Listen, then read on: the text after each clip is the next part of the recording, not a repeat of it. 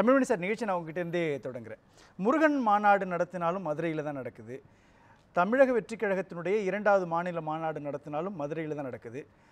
திமுகவுடைய முப்பெரும் விழாவும் சில நாட்களுக்கு முன்பு மதுரையில் தான் நடந்தது. இப்பொழுது அதிமுகவினுடைய பொதுச் செயலாளர் எடப்பாடி கே பழனிசாமி தன்னுடைய பிரச்சாரத்தினுடைய அடுத்த கட்டத்தை மதுரையிலிருந்து தொடங்குகிறார். மதுரையை மையமாக வைத்து அரசியல் கட்சிகள் காய் நகர்த்துகின்றனவா? என்ன நோக்கம் இருக்குதுக்குள்ள? நீங்கள் சொன்ன எல்லாருமே தாவேக்கா 2வது மாநாடு வேற ஒரு இடத்துல போட்டார். ஒரு 100 தொகுதியை முடிச்சுட்டு இபிஎஸ் அங்கே போகிறாரு. ஒருவேளை தன்னுடைய பிரச்சாரத்தை மதுரையில் ஆரம்பிச்சிருந்தால் இந்த கேள்வி தலைப்பு மிக பொருத்தமாக இருந்திருக்கும். பதில் சொல்வது அவசியம் என்று நான் கருதியிருப்பேன். அப்படி இல்லை. ஆனால் பங்கேற்க இசைவு தந்து வந்திருக்கிறேன். எனவே தலைப்பிலிருந்து ஓடுவது என்பது ஒரு கோழைத்தனம். அதை நான் செய்ய எப்போதும் விரும்புவதில்லை. சென்னையை தமிழ்நாட்டை பொறுத்தவரை சென்னை மதுரை என்று 2 செக்மெண்டாக எப்போதும் பார்க்க உயர்நீதிமன்றம் சென்னையில் ஒன்று வைத்திருக்கிறோம். என்னை போன்ற ஓரளவுக்கு அனுபவமுள்ள வழக்கறிஞரை கேட்டால் 2வது நீதிமன்றம் கோயம்புத்தூரில் வந்திருக்க வேண்டும். கோயம்புத்தூரில் தான் இண்டஸ்ட்ரீஸ் அதிகம், இண்டஸ்ட்ரியல் பெல்ட். ஜிடி நாயுடு காலத்திலேருந்து ஆரம்பித்து தொடர்ந்து வழக்குகள் அங்கே தான் அதிகம். வெட்டின கேஸு குத்தின கேஸு இருக்கலாம் மதுரையில், ஒரு பெரிய வேல்யூ உள்ள கேஸுன்னு பார்த்தா ஆனால் மதுரையில் தான் வச்சுருக்கிறோம். அது பல்வேறு அரசியல் காரணங்களுக்காக அல்லது ஒரு குறிப்பிட்ட இனம் இருக்கிறது, அவர்கள் நானும் உயர்நீதிமன்ற வழக்கறிஞர் என்று ஒரு லெட்டர்கள் எடுத்துக்கொள்ள வேண்டும், இதெல்லாம் தவிர்க்க முடியாத காரணங்கள். அதை தவிர உண்மை என்ன? உங்களுக்கு அலெக்சாண்டர் கதை தெரிந்திருக்கும் என்று நம்புகிறேன்.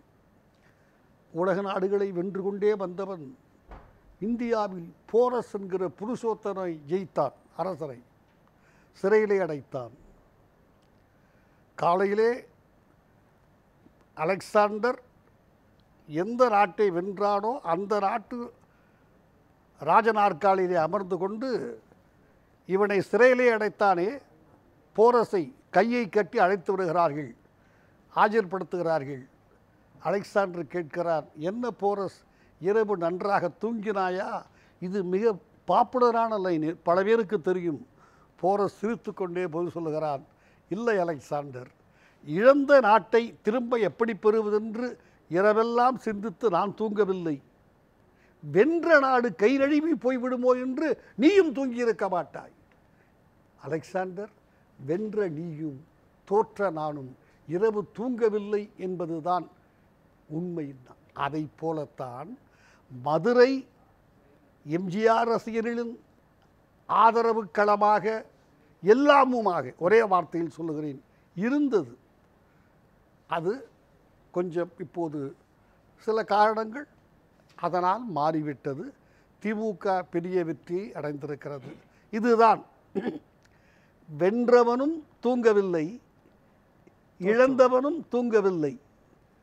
அதிமுகவும் திரும்ப கைப்பற்ற வேண்டும் என்று துடிக்கிறது. இயற்கை, அரசியல் தவறல்ல. திமுகவும் இழந்துவிடக்கூடாதே என்று ஆவலாக இருக்கிறார். ரொம்ப முக்கியமான நுட்பமான புள்ளி தமிழ்மணி வச்சது. இதில் வென்றவர்கள் மதுரை மாநகராட்சியினுடைய ஊழல் விஷயத்தில் கொஞ்சம் கலக்கத்தில் இருக்கிறாங்க. யதார்த்தம் அதானே, உடச்சி பேசணும்னா அதான். நீங்களும் நானும் இதே சப்ஜெக்டை இந்த தலைப்பில் பேசுகிறோம்.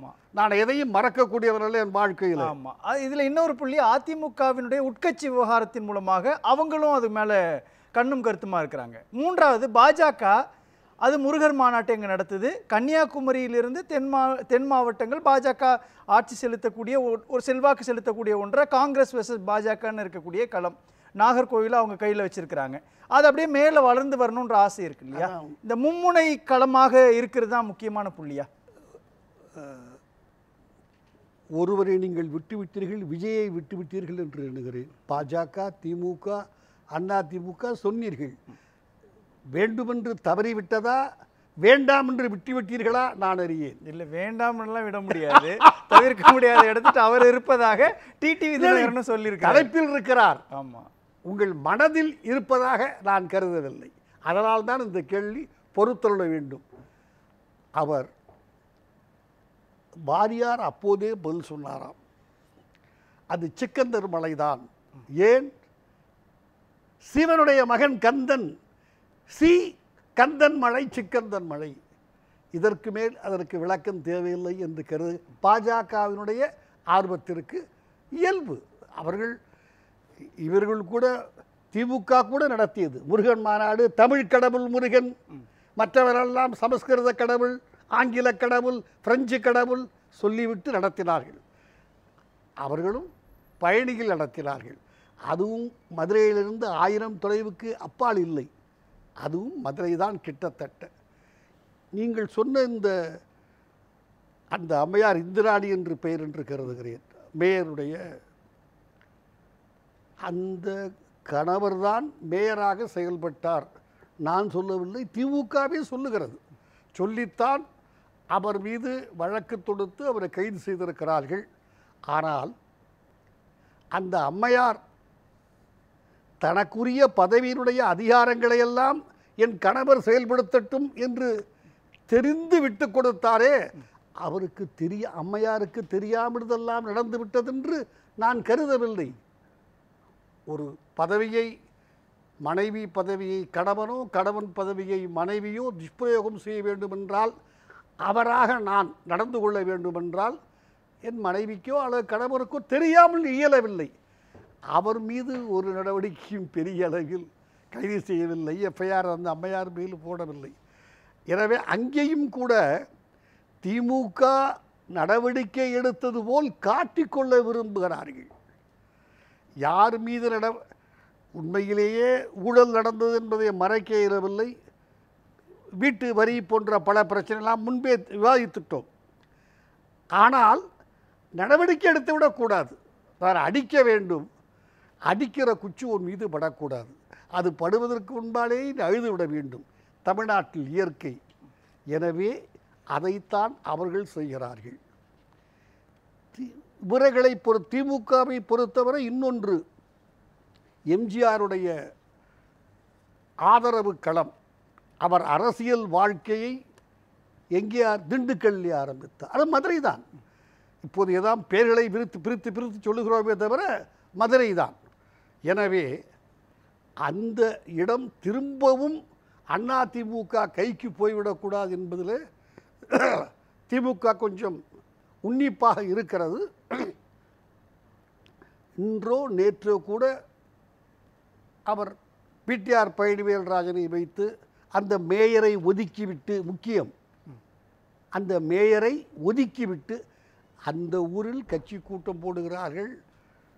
மாநகராட்சி தொடர்பாக அம்மையார் இல்லை, அம்மையார் இந்திராணி, அவரை ஒதுக்கிவிட்டு போடுகிறார். ஏனென்றால் கெட்ட பெயர் வந்துவிட்டது, கைது செய்து விட்டோம் கணவரையும் கூட.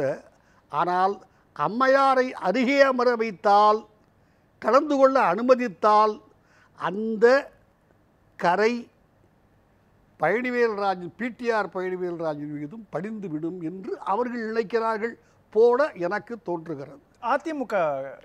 அதிமுகவை பொறுத்தவரை ஒரு காலத்தில் அவர்கள் கோட்டை. இன்றைய தேதியில் அது எப்படி இருக்கிறது என்று எனக்கு தெரிந்து யாரும் தெளிவாக பதில் சொல்ல இயலாது.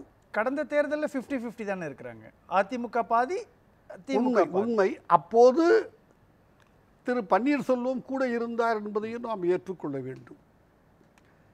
திருமதி சசிகலா ஒரு எதிர்நிலையை இருக்கவில்லை என்பதையும் நீங்கள் உணர்ந்து கொள்ள வேண்டும். இதை வைத்து பார்க்கிற போது இன்றைய மதுரையின் நிலை என்ன என்று தெரியவில்லை. திரு எடப்பாடி பழனிசாமி சில வாக்குறுதிகளை அளித்திருக்கிறார், நான் பார்த்தேன். அந்த கப்பலூர் தொழில்பேட்டையில் இருக்கிற அந்த எம்எஸ்எம்இ வியாபாரிகளையெல்லாம் சங்கத்தை கூப்பிட்டு பேசி, ஒருவரை படிக்க சொல்லி பொறுமையோடு கேட்டு காது கொடுத்து இன்னதெல்லாம் செய்து தருகிறேன் என்று சொல்லுகிறார். இன்னொன்று, அவனியாபுரத்திலே ஒரு காளை சிலை வேண்டும், அது ஜல்லிக்கட்டு ஊர் என்பதனால் அவர்களுக்கு சொல்லுகிறார், நான் செய்து தருகிறேன் ஆட்சிக்கு வந்த பிறகு.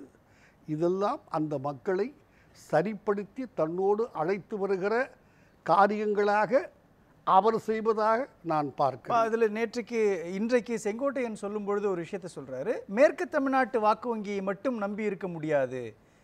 அந்த அடிப்படையில் பார்க்குறப்போ தென் மாவட்டங்களினுடைய வாக்கு வங்கி அதிமுகவுடைய வளர்ச்சிக்கு அதனுடைய ஆட்சியை பிடிக்கிறது ரொம்ப நுட்பமான ஒன்றா பார்க்குறாங்களா? மிக மிக மிக அவசியம், சந்தேகமே இல்லை. வட தமிழ்நாடும் அப்படித்தான். நான் எதையும் ஒரு பகுதியை விட்டுவிட்டு ஒரு பகுதியை நம்புவது என்பது எந்த கட்சிக்கும், அதிமுக, திமுக, கம்யூனிஸ்டுகள், பிஜேபி யாராக இருந்தாலும் அது சரியான அரசியல் அல்ல என்று நான் மனமாற கருதுகிறேன். எனவே அவர் 100 தொகுதியை முடித்துவிட்டு தான் அங்கே போயிருக்கிறார். 118 இபிஎஸ்ஐ பொறுத்தவரை இது முதல் தொகுதி அல்ல. என்ன செய்ய வேண்டாம் செய்தால் சரியாக இருக்கும் என்று அவர் கருதுகிறாரோ அதை ஒவ்வொரு தொகுதியிலும் பேசுகிறார். சட்டம் ஒழுங்கு பிரச்சனையை டிஜிபியை சரியாக போடவில்லை, பல விஷயங்கள். எனக்கு நான் வெளிநாட்டிலேயே போய் ஏதோ அங்கு அந்த எடுபடுகிற அந்த மதுரை மண்ணில் அந்த பேச்சு எடுபடுகிறது. நான் ஏதோ ஒரு அமைச்சர் பேரை சொல்லி நான் ஸ்பூனில் சாப்பிட்டு சந்தோஷப்பட்டு வந்த வெளிநாட்டுக்கு போயிட்டுன்னு சொல்கிறீங்களடா, எனக்கு சந்தோஷம்டா, நான் ஒரு விவசாயிடா, சாப்பாடே கிடைக்காதுல, ஸ்பூனில் சாப்பிட்ற சாப்பாடு எங்கடா கிடைக்குதுங்கிற. எனவே அது மக்கள் மனதில் பதிகிறது. ஓட்டாக மாறுமா காலம்தான் பதில் சொல்ல வேண்டும். திருச்சி